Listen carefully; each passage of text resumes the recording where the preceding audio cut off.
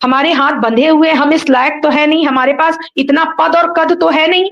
हमारे पद और हमारे कद की जो भी चीजें थी संगठन के द्वारा की गई, हम लोगों ने प्रयास करके आज अनुदेशक संघर्ष की गाड़ी को वहां स्टॉप तक पहुंचा दिया है। अब शासन प्रशासन के हाथ में है और वहां का भी आधा काम हो गया है। अब बस हम आपसे यही निवेदन करते हैं कि बस धैर्य रखें, और जो भी महिलाएं हमारी साथी हैं और अंतर जनपदी वाली, हम कह रहे हैं ना, 6 महीना, साल भर, साल से अगली साल आपका नहीं होगा। और इतना विश्वास दिलाते हैं कि हमारी किसी भी बहन को अंतर जनपदी की समस्या के कारण आपको नौकरी नहीं छोड़नी पड़ेगी। कम से कम आप ये तो सोचिए कि अब हमारी ये जो इतने दिन से जो चीज होनी ही नहीं थी, अब उस पर सहमति बन गई है, एक उम्मीद जगी है, हमको लिखित में वो चीज मिल रही है। अब तो हमारी लड़ाई और मजबूत होगी। तो ये झूठ नहीं है, इसमें किसी तरह की कोई बनावटी बात नहीं है। बस आपको धैर्य रखना होगा। जहां आपने 10 साल की तपस्या करी है, 6 महीना, साल भर और आप तपस्या कर लीजिए। जी सर।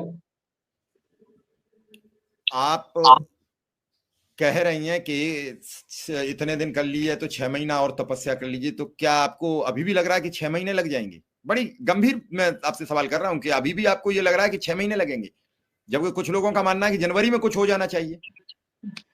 नहीं सर, ये बस हम एक अनुमान लगा रहे हैं, क्योंकि भाई जान रहे हैं शासन प्रशासन में इतनी सारी व्यस्तताएं हैं। सहमति बन जाएगी, फिर उसकी प्रक्रिया होने में, जैसे कि अभी देखिए, जून में ही निकल आनी थी द्वितीय चरण की ट्रांसफर की लिस्ट।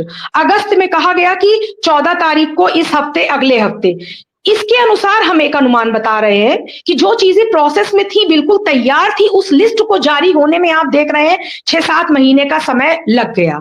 तो उस अंदाजे से हम कह रहे हैं कि ये मान के चलिए, नहीं तो हमारे साथी इतने जल्दी व्याकुल हो जाते हैं। व्याकुल होना लाजमी भी है, क्योंकि इतने कष्ट में झेल रहे हैं, तो बोल देते हैं तो सबको लगता है कि अरे बस कहा गया था तो कल ही हो जाना चाहिए। 1 हफ्ते का समय अगर बोल देते हैं तो तुरंत, जैसे ही 1 हफ्ता बीतता है, तुरंत लोग परेशान हो जाते हैं। तो इसलिए हम कह रहे हैं कि आप इतना मान के चलिए, क्योंकि भाई ये सब की प्रक्रिया बहुत लंबी है। और जैसे कि आप इस बात को गौर करिए कि संविदा कर्मी के लिए अंतर जनपदी की आज तक कोई व्यवस्था बनी ही नहीं है।